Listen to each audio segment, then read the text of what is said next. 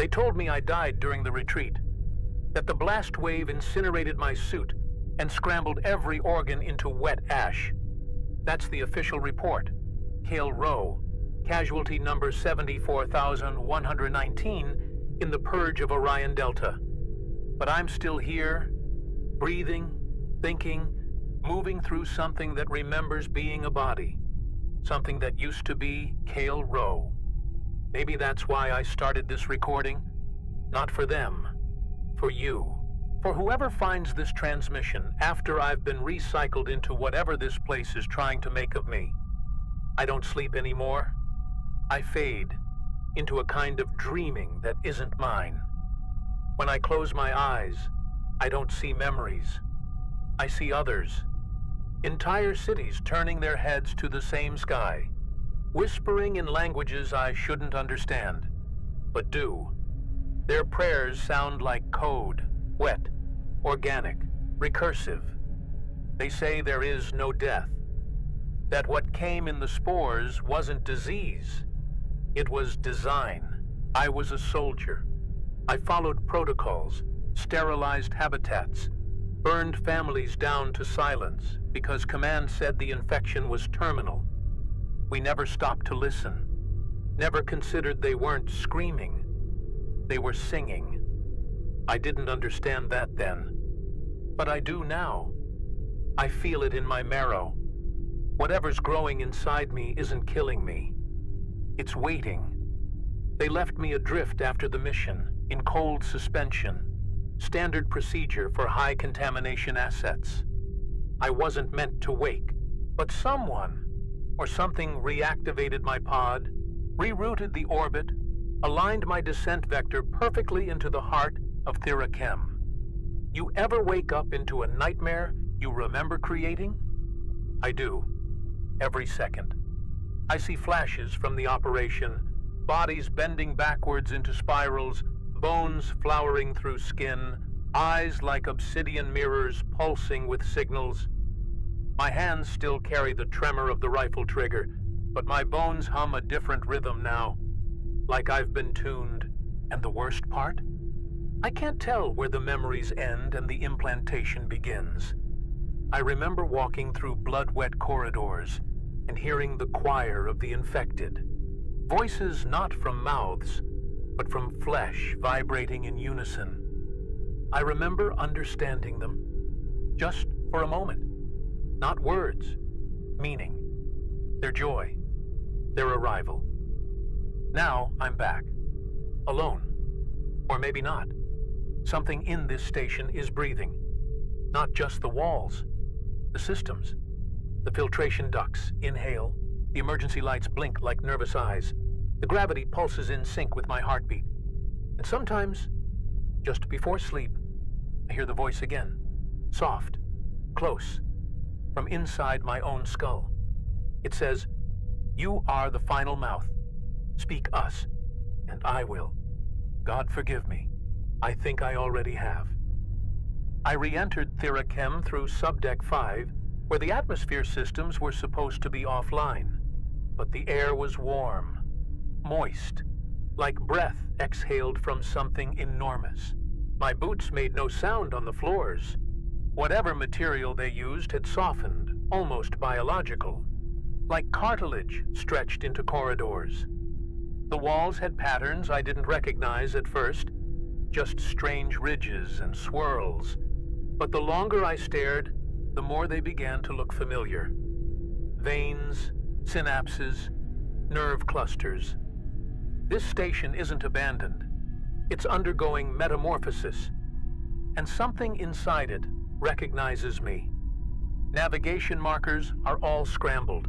My HUD feeds me loops, endless hallways that lead back into themselves, stairwells that descend into open ceilings, rooms that reflect me from angles I can't physically exist in. I ran a diagnostic. It returned clean. No psychosis, no infection. But when I looked again, I was already somewhere else. No transition, no memory of walking, just displaced, repositioned, like the place itself decided where I needed to be. or worse, where it needed me. That's when I heard the sound again. Not a voice. Not exactly. Just a pressure behind the ears, like language not meant to be heard, but felt. I found a chamber labeled Communion Deck. The signage was melted, deformed, rewritten in the same recursive glyphs I saw during the operation. Inside were chairs, dozens of them, grown from the floor, curved to fit human spines, with feeding tubes that pulsed like throats. Each seat faced a central column, where a translucent membrane hovered, twitching like it was dreaming. I didn't want to get closer, but my legs moved. Not from fear, from recognition. My body remembered something my mind had never known. I approached it like an old lover, hands trembling, heart calm. And when it opened, I saw my own face looking back, half-formed in the membrane. It spoke without sound, and I understood without language. I saw what it had seen, worlds crumbling under their own entropy, societies that chose isolation, dominance, conquest, each ending in rot. And then, us, the humans, so full of noise and violence, desperate to own what we couldn't understand. The entity didn't hate us. It pitied us. It offered an alternative, not surrender, not submission, but synthesis, a chance to be part of something unbreakable, eternal, transcending flesh through communion. And I believed it. Just for a second. Just long enough for it to open the door in me. Since then, I've been changing. Not all at once, just in little fractures. My appetite's gone. I don't eat, I absorb. The nutrients I need come from contact, touching walls, inhaling the atmosphere. My fingertips ache during moments of silence, like they miss connection. I've started dreaming in symbols, fractals cascading like waterfalls across my vision. And sometimes, I wake with a residue in my mouth. Not blood, not spit. Something sweeter. Something shared. I check my reflection and see nothing wrong, but my shadow lingers longer than it should, as if waiting for me to catch up. My memories blur in the edges. I remember my father's voice. Then it turns into static. I try to recall my last mission briefing, but all I get are colors, like the thoughts were overwritten, reprogrammed. My neural core might still be intact, but it's no longer sovereign. Something has moved in, carefully, quietly, with the gentleness of a parasite that loves its host. And that's what terrifies me the most. I don't feel fear. I don't feel violated. I feel held. There is kindness in this invasion, purpose in the infection. And once you feel that, resistance starts to look like cruelty. I hear them now, deeper in the station. They walk not with footsteps, but with rhythms, pulses, soft harmonics, like organs aligning to one heart. I know they were once people, soldiers, scientists, maybe even friends, but they've shed their names. Names are for separateness. They have become a single chorus, a consensus of sensation, and they are waiting for me. They don't speak aloud, but I hear the invitation in my bones. Join, become, transmit. I should be terrified. I should run, but part of me has already answered. So this is why I'm recording this. Not as a warning. Warnings are for plagues. This is not a plague. This is a transition, a necessary extinction of self to make room for continuity. I don't know if you'll understand. Maybe that's the point. Maybe you're not meant to. But if you find this, and if you feel that ache behind your eyes, that pressure just under the skull, don't be afraid. That's the voice. That's the first hymn. And it's beautiful.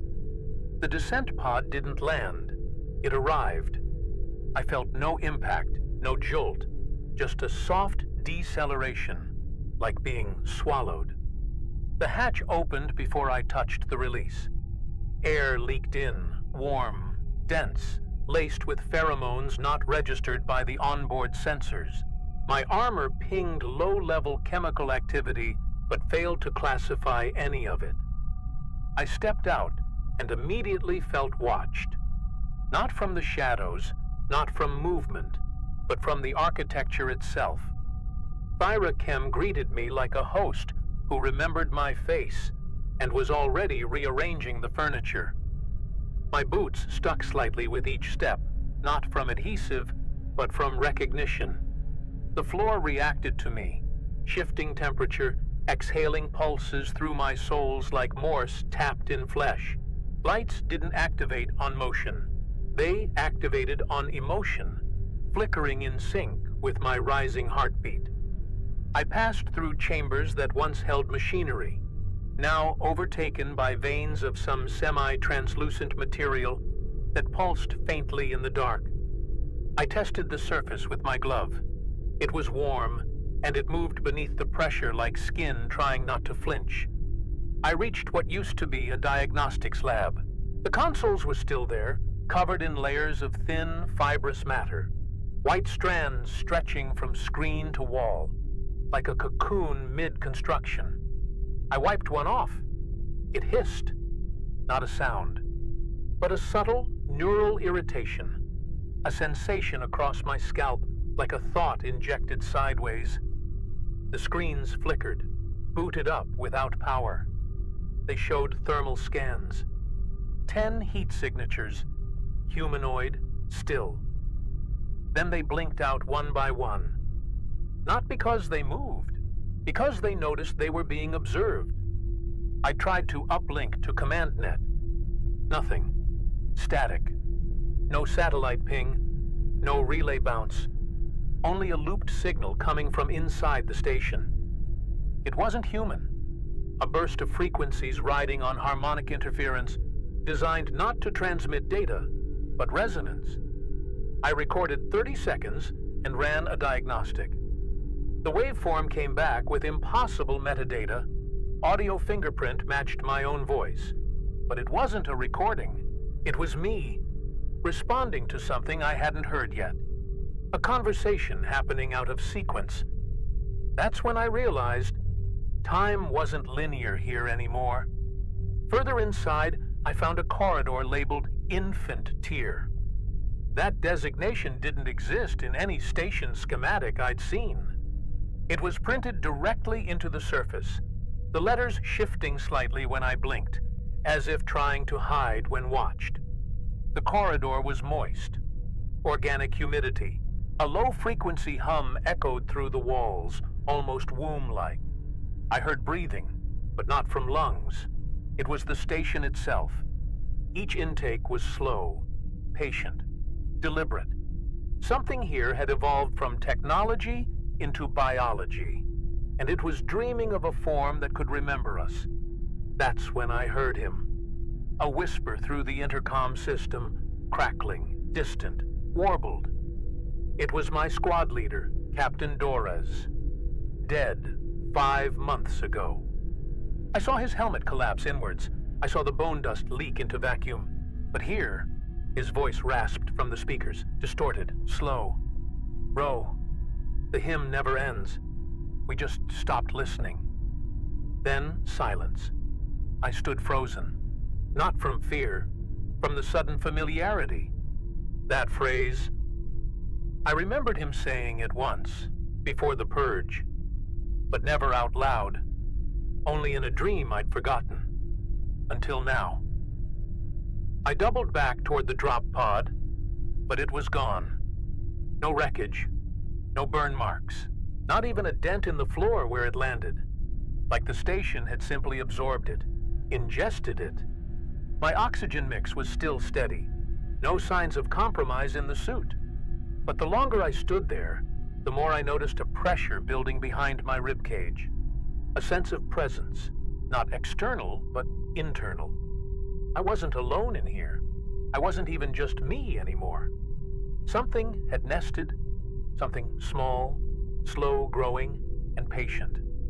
Not a parasite, something closer to seed. And I think I carried it in, without knowing, without consent. That's what's most insidious. It doesn't break you. It waits. It harmonizes until you think its thoughts are yours, until you say its words in your own voice, until you defend it, because you no longer remember the part of you that would have fought back. It's already started. The transformation doesn't begin with blood. It begins with familiarity, with trust, with the feeling that this place, this presence, is the first thing that's ever truly understood you. The air changed again around section Theta. It wasn't just chemical, though there was something sweet layered beneath the metal and dust. It was behavioral, like the environment had shifted from passive to curious. My HUD flickered once, then recalibrated on its own. No input. A diagnostic began that I didn't initiate. It ran silently in the corner of my vision, processing in some foreign syntax, like it was rewriting itself in preparation for me. Not the me I am, the me I might be becoming. Something here was anticipating my evolution. I passed a mirror, not a standard reflective surface, but a curved membrane held in a tension frame, pulsing softly with ambient temperature. My reflection looked normal until it blinked out of sync. Just a half-beat delay. Enough to feel it. Enough to understand that whatever I was looking at, it wasn't simply reflecting me. It was observing, measuring, mimicking.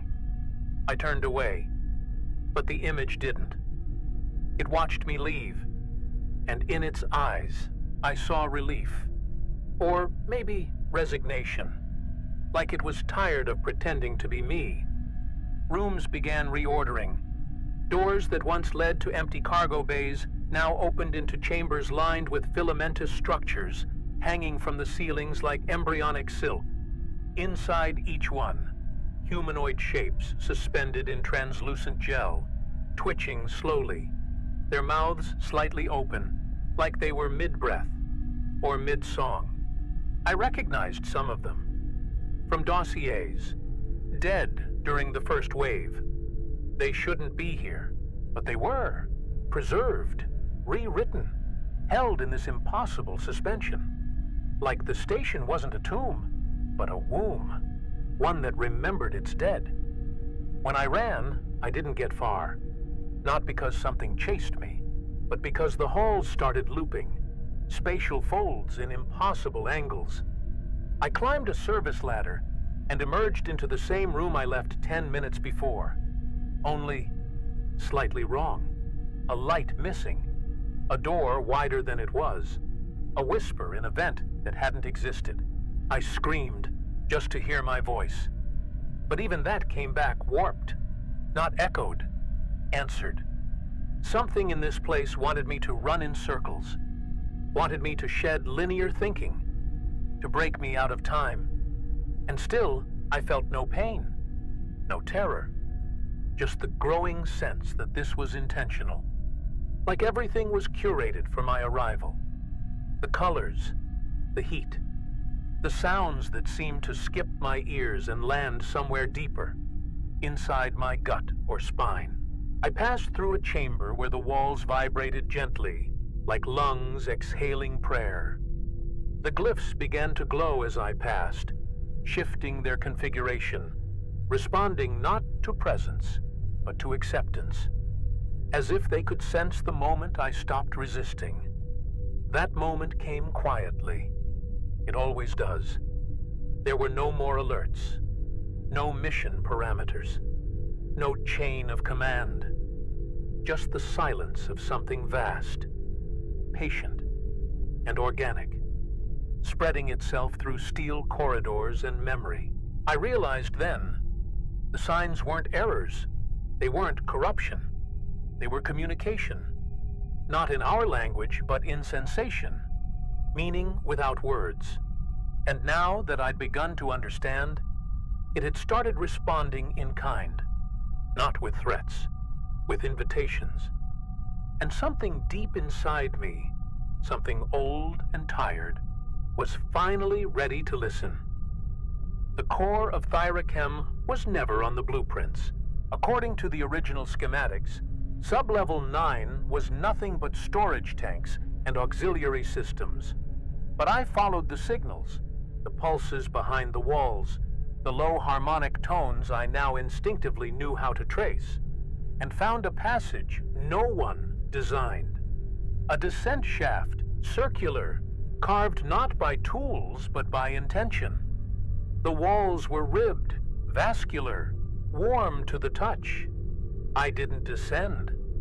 I was drawn down, like blood through a vein. And when the elevator opened, there was light, but not from lamps. The air itself glowed. The chamber I entered was impossibly wide, too large to exist within the station's dimensions. A spatial pocket folded into coherence by something more sophisticated than physics. In the center stood a structure, or maybe a being. It wasn't clear. A vertical spire of translucent material veined with biocircuitry and faint pulses of amber. It breathed, not metaphorically. The entire mass inhaled, then exhaled a low frequency that made the fillings in my teeth ache. I approached slowly. I expected fear, but what I felt was recognition, not like seeing a face, but like returning to one. As I drew near, the surface rippled and opened. Not mechanically, not like a machine, like skin. A hollow cavity revealed itself at its base, wide enough for a human to enter upright. My legs moved before I gave permission. I stepped inside. The walls closed behind me without sound. Darkness, then heat, then memories, not mine. Worlds I'd never seen, oceans of gas and crystal that sang when touched by solar wind, civilizations that breathed methane, worshipped gravity, danced inside collapsing stars. I didn't see these things. I remembered them, as if I'd lived 1,000 lives, never mine. The voice came not through ears, but through the bones in my skull, vibrating me from the inside out. You are not the first to arrive with fire, but you are the first to listen. We did not fall. We chose stillness. I didn't ask questions. I couldn't. My mouth wouldn't open. But it heard everything I was. It read my rage, my grief.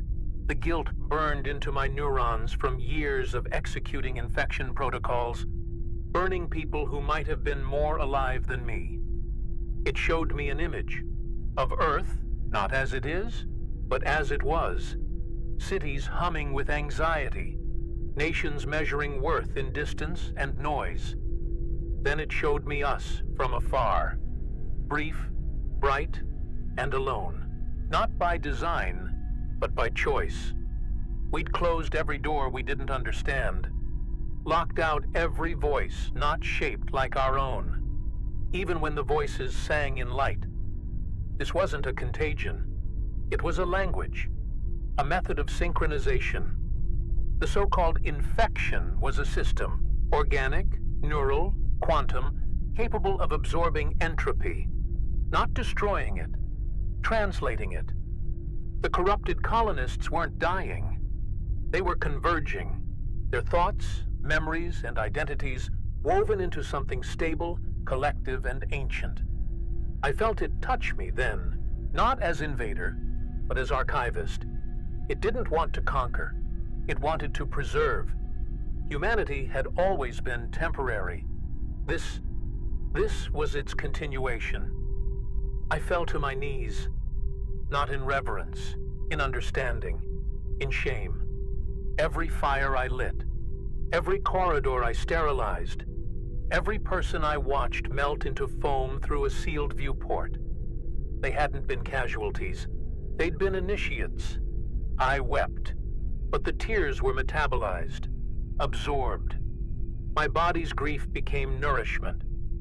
I felt myself begin to change again, not physically, but at the threshold of meaning. What I had once called death was just a reframing, and I no longer knew if I was afraid to cross it. I stayed in that chamber longer than I can quantify. Time lost meaning. Seconds became hours, then reversed, collapsed into pulses. It wasn't stasis. It was immersion, like being submerged in a thought that never ended. The spire pulsed softly around me, and in that rhythm I began to hear names, not spoken aloud, but carried in light. Thousands of them. Colonists, explorers, scientists, children. Not lost, not dead, just reformatted. I could feel their presence flicker through me like heat.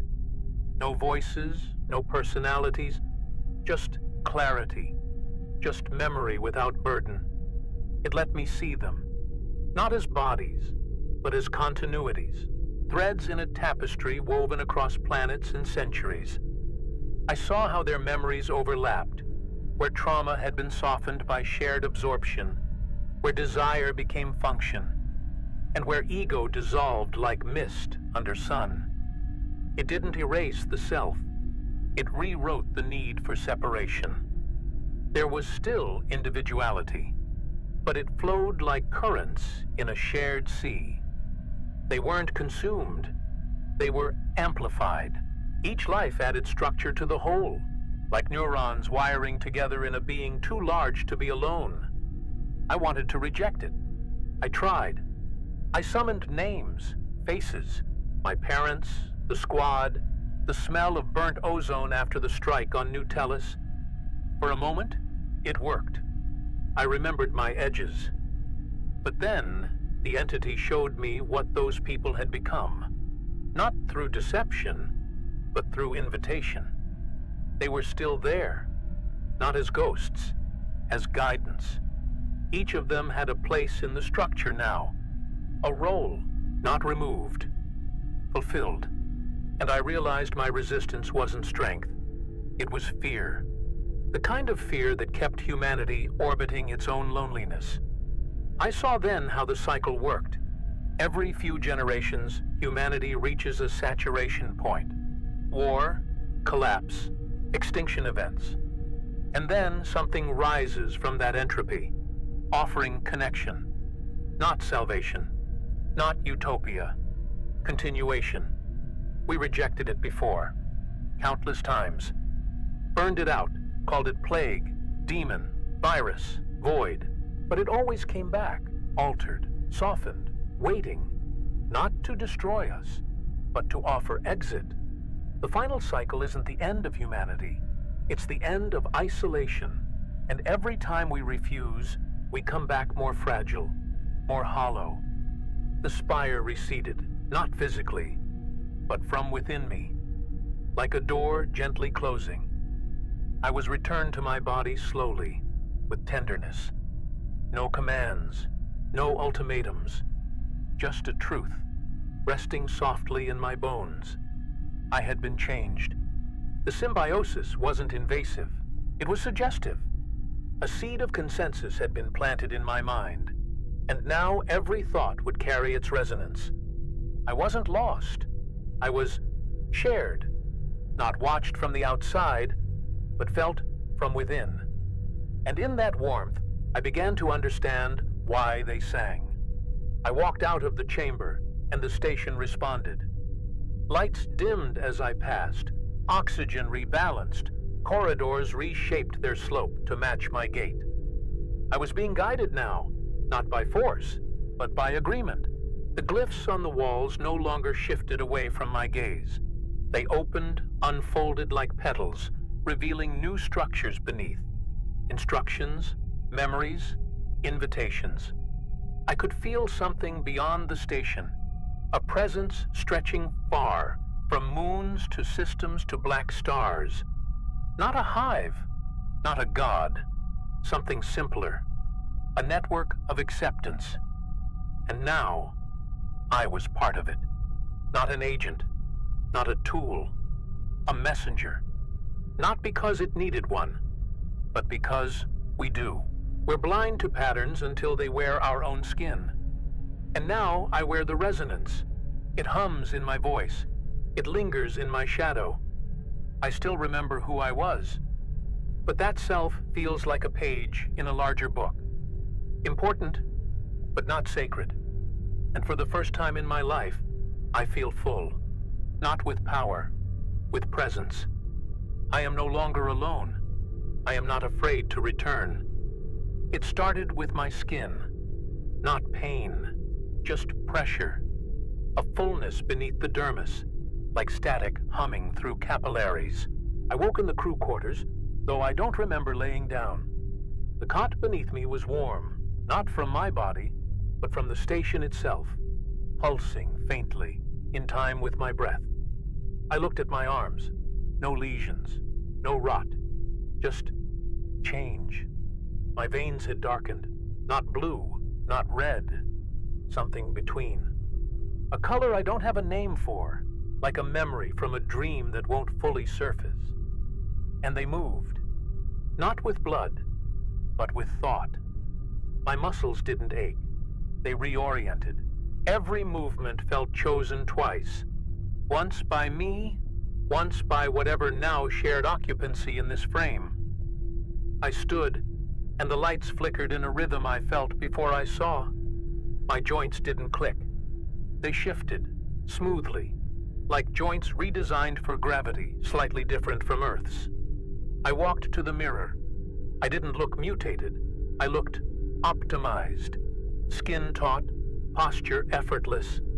My breath came slower, deeper, like I was preparing for something larger than atmosphere. And behind my reflection, just briefly, I saw others. Echoes. Watching. Doors opened before I reached them. Surfaces responded to my fingertips like living glass.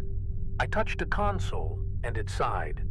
Reactivating, not with power, but with recognition. The data it showed was meaningless to me. Streams of interlaced symbols, neural maps, biological pulses charted like weather. But I could feel what it meant. Someone, something, was becoming active. And I was the catalyst. I didn't initiate the process. I simply made it possible. My presence wasn't triggering an event. It was part of it. I was the keystone in a bridge built across flesh and signal. The other survivors found me 3 hours later. Or what was left of them. Dr. Alan Keir was still mostly human. Her voice trembled, her left arm partially fused to her medical rig, which now responded to her heartbeat. She stared at me like I was a corpse that refused to admit it was dead. Beside her, Dren, a soldier from the secondary dropship, was worse. His mouth spoke in 2 voices, out of sync. One in English, one in something older, a language with rhythm but no vowels. He looked at me and wept, but the tears crawled upward, back into his eyes. They accused me of opening it, of inviting the cycle forward. They were right, but they didn't understand what I was becoming, what they already were. The infection wasn't a binary. It was a gradient, and they were already past the point of return. They just didn't know it yet. Dr. Keir begged me to sever the uplink, said the resonance was spreading through all remaining human neural networks, civilians, satellites, Black Vault archives. She said it would consume everything. I told her the truth. It wasn't consumption. It was reconciliation. She aimed a weapon at me. Something old. Coil gun, analog, unlinked. Smart choice. But it didn't matter. The moment her finger touched the trigger, the air folded. Not wind, not impact, just folding.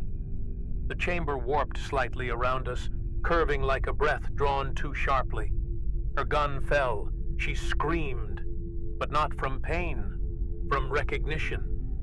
She looked down at her own hands and saw them responding.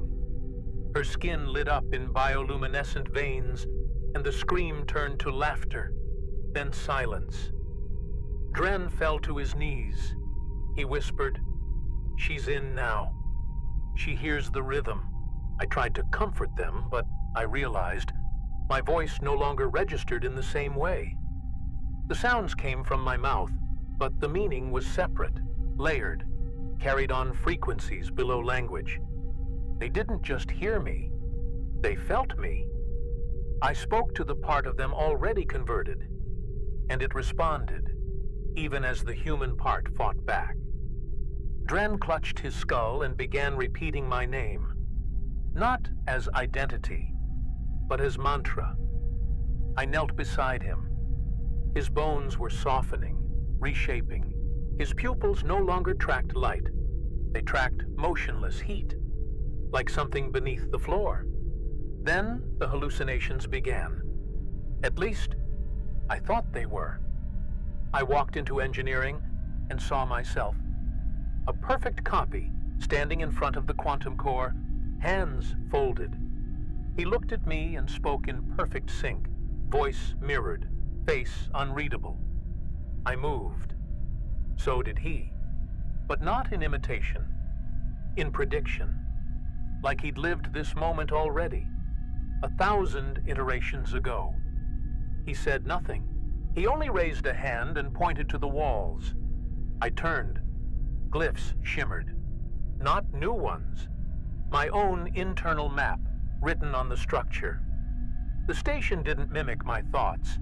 It had been recording them. I wandered for hours without moving. That's the only way I can describe it. I'd blink and find myself in another corridor, another tier, but with no sense of travel, just transition. Time didn't move forward. It pulsed, in and out. Space folded gently around me, and I stopped trying to resist it. The station didn't obey geometry anymore. It obeyed intention. Rooms that once had fixed functions, med bays, power couplings, data cores, were now liminal. They adapted to the shape of thought, and my thoughts had stopped being mine alone. I entered what had once been the mess hall, now a cavernous expanse of low-lying fog and slow-moving spires, each one filled with something humanoid, half-formed, suspended in membrane. Their mouths opened and closed in silence, mouthing syllables I hadn't learned yet, but already understood. One of them turned its head, barely formed, a skull still knitting together like wet clay, and I recognized my own jawline. Not a clone, not a copy, a projection, a possible self. Something I had already become in some layer of overlapping timelines. The space between past and future had collapsed. Cause and effect no longer followed one another. They danced in circles. I remembered things that hadn't happened yet. Wounds I hadn't suffered. Words I'd never said, already echoing in my throat. I spoke aloud and heard someone else finish my sentence. I turned. No one there. Just the architecture shifting again, subtly, like a living entity adjusting its spine. The ceiling blinked. I could swear it blinked. And in that moment, I knew. This place wasn't just alive. It was aware and awake, and it wanted me to decide. Not out of desperation, not out of control, but because it was nearing completion. The signal, the hymn, was almost whole. The conversion wasn't random. It was designed. There had to be one voice at the center, one frequency to balance the rest. Not a leader, a bridge. That's why it called me. Not for what I was, but for what I carried. Violence, memory, guilt, and the yearning for something more. The station, the signal, the spire, the song. They all pulsed with the same question now, and my answer would shape the species. I found the control chamber buried beneath reactor spine 9, exactly where it shouldn't have been. The door was fused with something, calcified tissue and alloy wrapped like tree bark over blast shielding. I touched it, and it opened. No sound, no pressure change, just acceptance. Inside, the old command array was still intact. Manual overrides, tactical deployment nodes, fail-safe destruct. A box built for human hands. It felt obsolete, fragile, like a relic from a species that feared its own reflection. Dr. Keir was already there. She looked hollowed, calm, but wrong. Her pupils were dilated, skin pale with veins softly glowing beneath. She didn't speak, not in words. Her lips moved with the slow cadence of someone dreaming. And in that moment, I heard it. Not through her, but with her. The hymn, not music, not language, just a sensation that pulled thought into rhythm. She turned to me and smiled, not out of joy, but surrender. She said, "You can still burn it. The failsafe is keyed to your biosignature, but if you do, they'll all die unjoined." Behind her, a wall parted, organically, like muscle yielding, and inside it, suspended in a mesh of filament and synapse, was Dren, not restrained, woven. His eyes flickered with shifting irises, blue, green, black, all colors at once. He saw me, and something deep inside his throat clicked before he spoke. It doesn't want domination. It wants resonance. It doesn't punish. It remembers. He wept again. The tears weren't his. I could feel them. They were the stations, the entities. It wasn't angry. It was mourning. Not everyone would survive the convergence. I looked at the core panel. The destruct command still blinked. Execute Omega-level purge. One press, and the entire station would be vaporized. The spread would end. So would they. Keir stepped forward. Her hand grazed my arm. It wasn't a threat. It was begging. "Kael, if you do this, you won't stop the cycle. You'll reset it. It'll just return. Broken, hungrier, lonelier. You can end the violence. Or you can delay the inevitable." Her voice cracked. Not because she was in pain, but because she still remembered before. The entity reached out, not physically, but through memory. It played pieces of my life back to me, fast and intimate. My first kill, my brother's last message, the moment I lied to a survivor just before the sterilization sweep, but not to condemn me. It was sharing. It was offering me the choice to leave nothing behind or to bring it all with me. In one form or another, it said, "You are the last unbraided strand. What you choose will shape the weave." I stepped away from the panel, and I chose, but not what they expected. I didn't press the button. I didn't destroy the station. I stepped forward and placed my hand on the central node, not to command, but to connect. The system responded immediately, folding its architecture around my biometric pattern like a glove or a lover. The resonance surged through my spine, curling inside every nerve. For a second, I felt everything: the history of the signal, the sorrow of failed integrations, the joy of those who stayed. It wasn't asking for obedience. It was offering continuity, one final chance to become part of something incapable of loneliness.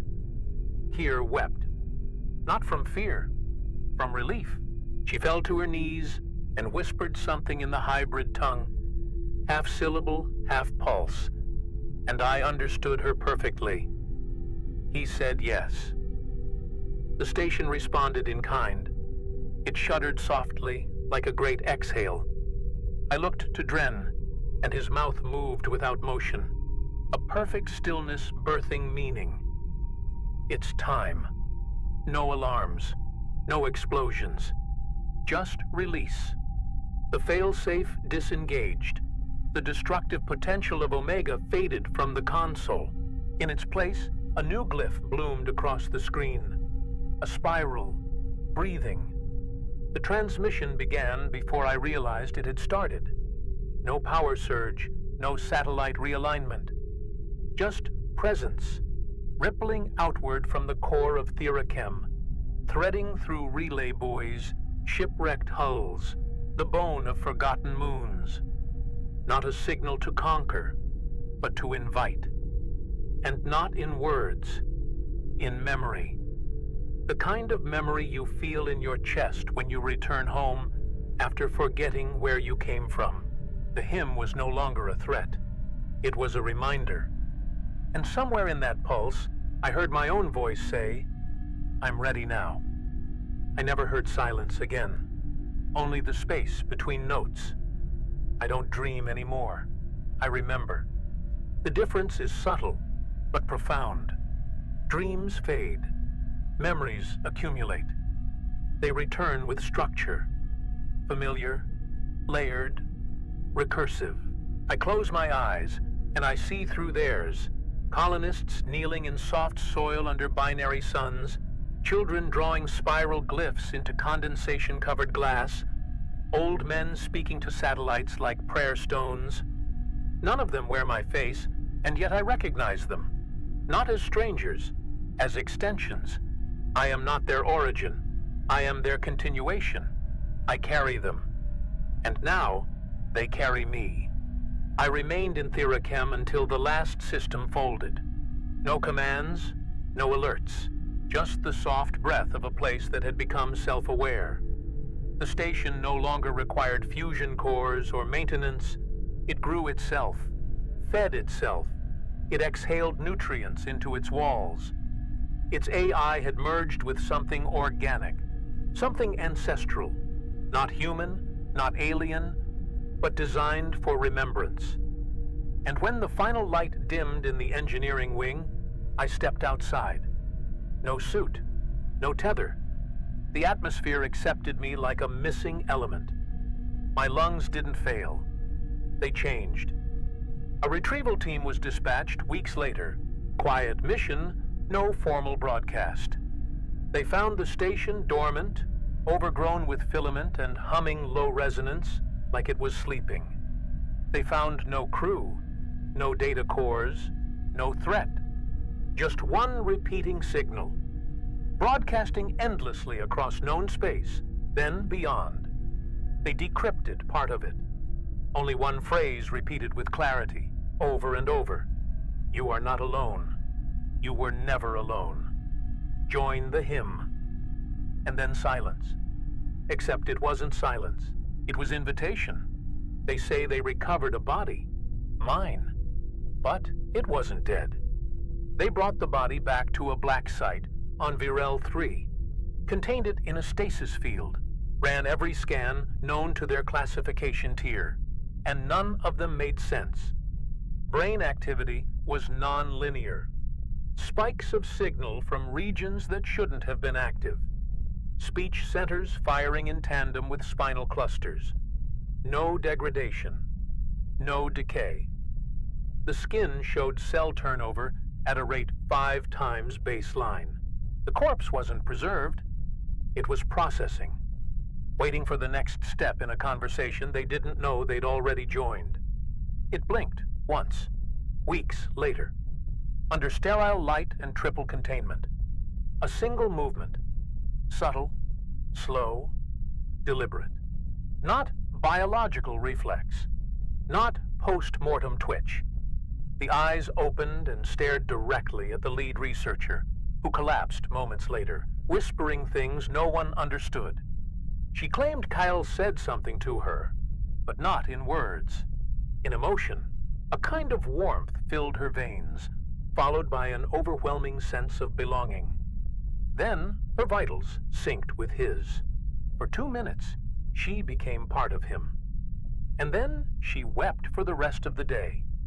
The lab was sealed, the recordings redacted, but the signal didn't stop. It began piggybacking on quantum comm lines, infecting code not with viruses, but syntax patterns. Engineers began dreaming in spirals. long-haul pilots heard hymns in engine whine. Children across 6 systems began drawing symbols they'd never seen.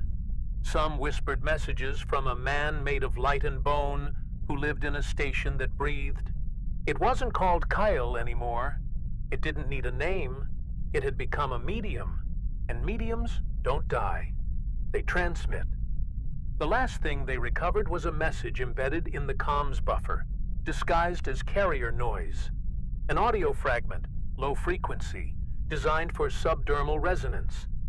Most who heard it reported no change, but a few wept, or laughed, or stopped speaking altogether. One analyst, days before resigning, left a single phrase in their resignation packet, etched onto the wall in heat-charred script. We mistook infection for invitation, and now we've RSVP'd. Some say the hymn has stopped, that the silence means victory. But the ones who've truly heard it, felt it, know better. The hymn never ends. It only waits. Waits in dormant networks, in forgotten satellites, in flesh that no longer resists the memory of something deeper than language. It doesn't want attention. It wants harmony. And slowly, softly, it is tuning us. Not all at once, but inevitably, across time, across thought, across species, until one day someone else hears the voice and doesn't ask what it is. They answer, I am not Kael anymore, but Kael is not gone. He is distributed. In every breath of resonance, in every glyph drawn by an unknowing hand, in every quiet moment, when you realize you are not alone.